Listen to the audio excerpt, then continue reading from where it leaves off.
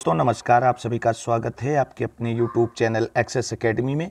साथियों, आज के इस वीडियो में UP triple SC PT exam 2022 की महत्वपूर्ण तैयारी के लिए घटना चक्र महत्वपूर्ण अध्ययन सामग्री वाली जो बुक है उसकी टॉपिक वाइज वीडियो सीरीज शुरू की गई। उसी क्रम में आज के वीडियो में हम आप सभी के साथ जैन धर्म महावीर स्वामी की जीवनी एवं शिक्षाओं से संबंधित महत्वपूर्ण पॉइंट आप सभी के साथ डिस्कस कर रहे हैं। तो आप सभी से निवेदन है वीडियो अंत तक जरूर देखें, जिससे वीडियो में शेयर की गई जानकारी को आप आसानी से समझ सकें और आने वाली पीटी एग्जाम में आप अच्छा स्कोर कर सकें। तो आइए साथियों शुरू करते हैं आज का वीडियो। तो बात कर लेते हैं जैन धर्म। साथियों, जैसा कि आप सभी लोग जानते हैं, वैदिक सभ्यता के बाद बौद्ध धर्म का उदय हुआ और उसी के साथ साथ जैन धर्म का भी उदय हुआ था। तो अब जैन धर्म के बारे में इस वीडियो में विस्तार से जानेंगे, क्योंकि इससे 1 से 2 नंबर के क्वेश्चन सभी प्रतियोगी परीक्षाओं में बनते हैं। इस समय हमारा target UP triple SC PT exam को लेकर के है और ये बुक स्पेशली पीटी एग्जाम के लिए बनाई गई है और इस संपूर्ण बुक को एक वीडियो सीरीज में हम कवर कर रहे हैं। उसी क्रम में आज हम जैन धर्म के बारे में पढ़ रहे हैं। तो पहला पॉइंट है, जैन धर्म के मूल संस्थापक या प्रवर्तक प्रथम तीर्थंकर ऋषभदेव या आदिनाथ माने जाते हैं। प्रश्न बन गया कि प्रथम तीर्थंकर कौन थे। तो प्रथम तीर्थंकर ऋषभदेव थे, जिन्हें आदिनाथ के नाम से भी जाना जाता है। पार्श्वनाथ जैन धर्म के 23वें तीर्थंकर थे, जिनका जन्म वाराणसी में महावीर स्वामी से 250 वर्ष पहले यानी 850 ईसा पूर्व में हुआ था। साथियों, जैन धर्म बौद्ध धर्म से प्राचीन धर्म है और इसके साक्ष्य जो हैं सिंधु सभ्यता में भी पाए गए थे। महावीर स्वामी का जन्म कुंडग्राम या कुंडल ग्राम में वैशाली के निकट लगभग 599 ईसा पूर्व में हुआ था। महावीर स्वामी का जन्म कब और कहाँ हुआ था? तो महावीर स्वामी का जन्म कुंडग्राम वैशाली के निकट लगभग 599 ईसा पूर्व में हुआ था। महावीर की माता त्रिशला देवी थी, जो वैशाली के लिच्छवी गणराज्य के प्रमुख चेटक की बहन थी, तथा इनके पिता का नाम सिद्धार्थ था, जो ज्ञात्रक कुल क्षत्रियों के संघ के प्रधान थे, और इनके बड़े भाई का नंदिवर्धन नाम था।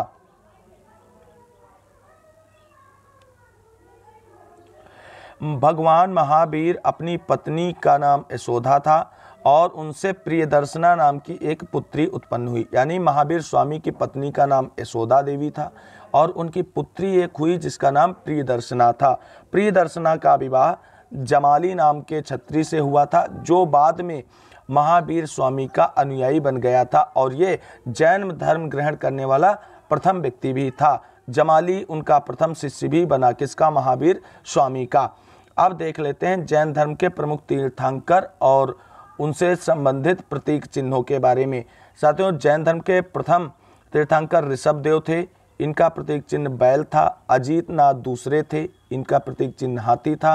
अरस्टिनेम 22वें थे, इनका शंख था प्रतीक चिन्ह। पार्श्वनाथ जो 23वें तीर्थंकर थे जैन धर्म के, उनका प्रतीक चिन्ह सर्प था। और महावीर स्वामी जो 24वें तीर्थंकर जैन धर्म के हुए और अंतिम तीर्थंकर भी यही हुए, इनका प्रतीक चिन्ह जो था वो सिंह था। अब प्रभास गिर उत्तर प्रदेश के कौशाम्बी में स्थित एक जैन तीर्थ स्थल है। कौशाम्बी का प्रभास गिर स्थल 6वें जैन तीर्थंकर पद्म प्रभु से संबंधित है। जैन धर्म में पूर्ण ज्ञान प्राप्त करने के लिए कैवल्य शब्द का प्रयोग किया गया है। तो कैवल्य क्या है? पूर्ण ज्ञान प्राप्त करने की स्थिति को कैवल्य कहा गया है। महावीर स्वामी को 12 वर्षों की कठोर तपस्या और साधना के बाद में ज्ञान की प्राप्ति हुई थी। और महावीर स्वामी को ज्ञान प्राप्ति जंभिक ग्राम के समीप ऋजुपालिका नदी के तट पर एक साल वृक्ष के नीचे कैवल्य यानी पूर्ण ज्ञान प्राप्त हुआ था और पूर्ण ज्ञान प्राप्ति करने के बाद वो केवलिन कहलाए। तो महावीर स्वामी को जब पूर्ण ज्ञान यानी कैवल्य की प्राप्ति हुई थी तब वो केवलिन कहलाए। जैन धर्म में मोक्ष के लिए 3 साधन बताए गए हैं, जिसमें है सम्यक दर्शन, सम्यक चरित्र और सम्यक ज्ञान। तो जैन धर्म में मोक्ष प्राप्ति के लिए कौन कौन से 3 साधन बताए गए हैं? तो सम्यक दर्शन, सम्यक चरित्र एवं सम्यक ज्ञान का वर्णन मिलता है। जैन धर्म में 5 महाव्रत अहिंसा, सत्य, ब्रह्मचर्य, अस्तेय एवं अपरिग्रह की व्यवस्था की गई है, जिनमें से 4 महाव्रत अहिंसा, सत्य, अस्तेय एवं अपरिग्रह 23वें तीर्थंकर के द्वारा निर्धारित किए गए थे और जो ब्रह्मचर्य महाव्रत है इसको महावीर स्वामी ने जोड़ा था। आगे देखते हैं, जैन धर्म में गृहस्थों के लिए पंच महाव्रत अणुव्रत के रूप में व्यवहृत हुआ है। यानी जो गृहस्थ लोग जैन धर्म को धारण करेंगे उनके लिए जो पंच महाव्रत हैं उनको अणुव्रत के नाम से जाना गया है। अहिंसा जैन धर्म का आधार बिंदु है और महावीर स्वामी जैन धर्म के 24वें तीर्थंकर थे और अंतिम तीर्थंकर भी थे। अब बात कर लेते हैं जैन धर्म से संबंधित महत्वपूर्ण संगीतियाँ। साथियों, संगीतियाँ इसलिए आयोजित की जाती थी कि उस समय जो प्रचलित धर्म है उसमें कौन सी विसंगति आ गई है या उसमें कोई मतभेद है आपस में अनुयायियों के बीच या कोई सुधार की संभावना, इन सभी बातों पर विचार विमर्श करने के लिए संगीतियाँ आयोजित की जाती थी। बौद्ध धर्म में 4 संगीतियों का आयोजन किया गया था और जैन धर्म में 2 संगीतियों का आयोजन किया गया था। प्रथम संगीत जो हुई थी 310 ईसा पूर्व में पाटलिपुत्र में हुई थी और स्थूलभद्र इसके अध्यक्ष थे। और द्वितीय संगीति जो है 6ठी शताब्दी में हुई थी, वल्लभी गुजरात में हुई थी और क्षमा श्रवण जो हैं वो इसके अध्यक्ष थे। द्वितीय संगीत जो है इसी में जैन धर्म से संबंधित महत्वपूर्ण ग्रंथों का संकलन किया गया था। अब बात कर लेते हैं 14 पूर्वों यानी पूर्वों प्राचीनतम जैन ग्रंथ है। तो जैन धर्म का प्राचीनतम ग्रंथ क्या है? वो है 14 पूर्वों। 12 अंगों में जैन सिद्धांतों का संकलन प्रथम जैन सभा में किया गया था। 12 अंगों का संकलन यदि पूछा जाए तो प्रथम संगीति में किया गया था। अन्य जो हैं उन सभी का संकलन जो है द्वितीय संगीत के दौरान किया गया था। प्रायः सभी प्रारंभिक धार्मिक जैन साहित्य प्राकृत भाषा की विशिष्ट शाखा अर्धमगधी में लिखा गया। तो जैन धर्म की भाषा कैसी थी? प्राकृत थी। वहीं बौद्ध धर्म की भाषा कैसी थी? वो पाली थी। आचारांग सूत्र, सूत्र कृतांग और बृहत कल्प सूत्र आरंभिक जैन साहित्य के भाग हैं। अब 16 महाजनपद जो पाए जाते थे उनकी राजधानियां से संबंधित महत्वपूर्ण पॉइंट देखते हैं। तो एक तरफ महाजनपद है, दूसरी तरफ राजधानी है। तो अंग महाजनपद की राजधानी चंपा थी, मगध की गृहब्रज या राजगृह भी थी, काशी की वाराणसी थी, वत्स की कौशाम्बी थी, वज्र की वैशाली थी और कोसल की साकेत तथा श्रावस्ती थी।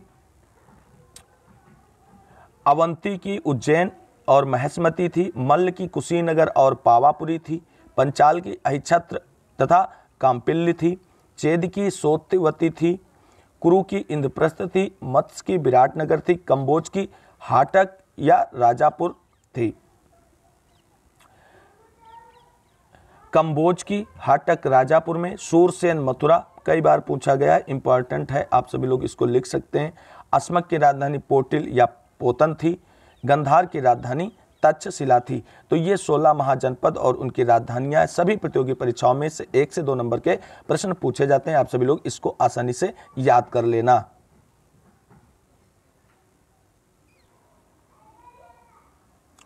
चंद्रगुप्त मौर्य के शासनकाल में पाटलिपुत्र में प्रथम जैन सम्मेलन आयोजित किया गया था, जिसमें श्वेतांबर आगम का संपादन किया गया था। अशोक तथा उसके पौत्र दशरथ के समय में बराबर तथा नागार्जुन पहाड़ियों को काटकर आजीविकों के लिए आवास बनाए गए थे। अशोक के समय बराबर पहाड़ियों की गुफाओं में सुदामा की गुफा तथा कर्ण चौपड़ नामक गुफा सर्व प्रसिद्ध है। अब बात करते हैं श्रवणबेलगोला कर्नाटक राज्य में स्थित है, जो जैन धर्म से संबंधित एक प्रमुख स्थान है। और क्यों यह प्रमुख स्थान है? क्योंकि जो चंद्रगुप्त मौर्य थे वो जैन धर्म के अनुयायी थे और भद्रबाहु के साथ में जब मगध में अकाल पड़ा था तो ये श्रवणबेलगोला कर्नाटक चले गए थे और वहीं पे चंद्रगुप्त मौर्य ने सल्लेखना विधि, जिसे व्रत विधि यानी उपवास विधि के द्वारा अपने प्राणों का त्याग कर दिया था। इसीलिए श्रवणबेलगोला एक प्रसिद्ध स्थान है। श्रवणबेलगोला में गंग शासक रचमल के शासनकाल में चामुंड राय नामक मंत्री ने लगभग 981 ईस्वी में बाहुबली, जिनका गोमट था नाम, की विशालकाय जैन मूर्ति का भी निर्माण करवाया। बाहुबली प्रथम जैन तीर्थंकर ऋषभ देव के पुत्र माने जाते हैं। महामस्तकाभिषेक जैन धर्म का एक महत्वपूर्ण उत्सव है जो 12 वर्ष के अंतराल पर कर्नाटक राज्य के श्रवणबेलगोला में आयोजित किया जाता है। तो श्रवणबेलगोला जैन धर्म से महत्वपूर्ण स्थल हो जाता है, इसको आप सभी लोगों को याद रखना है। अब बात कर लेते हैं कुछ प्रमुख भारतीय विद्वान एवं उनके संरक्षकों के बारे में। तो हरिसेन जो थे वो समुद्रगुप्त शासन में कर रहते थे। कौटिल्य अर्थात जिनका चाणक्य नाम था वो चंद्रगुप्त के संरक्षण में रहते थे। अश्वघोष कनिष्क के दरबार में, नागार्जुन और चरक ये भी कनिष्क के दरबार में रहते थे। बाणभट्ट हर्षवर्धन के दरबार में, चंद्रबरदाई पृथ्वीराज चौहान के दरबार में और कालिदास चंद्रगुप्त विक्रमादित्य के दरबार में रहते थे। तो साथियों ये थे घटना चक्र की महत्वपूर्ण अध्ययन सामग्री वाली बुक में जैन धर्म की महत्वपूर्ण शिक्षाएं और महावीर स्वामी का जीवन परिचय से संबंधित महत्वपूर्ण पॉइंट, जिसको हमने आप सभी के साथ डिस्कस किया है। उम्मीद है आप सभी को ये वीडियो अच्छा लगा होगा। अगर वीडियो अच्छा लगा है और आपके लिए आने वाली एग्जाम में हेल्पफुल है तो प्लीज़ वीडियो को लाइक करना, दोस्तों में शेयर जरूर कर देना। आगे की लेटेस्ट वीडियोज़ की अपडेट पाने के लिए यूट्यूब चैनल एक्सेस एकेडमी को सब्सक्राइब करके बेल आइकन जरूर दबाएं, जिससे हमारे द्वारा अपलोड की गई वीडियो का नोटिफिकेशन आपको मिलता रहे। साथियों वीडियो जिस पीडीएफ से बनाया गया है उस पीडीएफ को प्राप्त करने के लिए डिस्क्रिप्शन में दिए गए टेलीग्राम चैनल पर जाकर के वहाँ से इस पीडीएफ को डाउनलोड कर सकते हैं। तो साथियों इस वीडियो को अंत तक देखने के लिए आप सभी को बहुत बहुत शुक्रिया, बहुत बहुत धन्यवाद। मिलेंगे अगले वीडियो में, तब तक के लिए सभी साथियों को जय हिंद, जय भारत। आप सभी साथियों का दिन शुभ हो।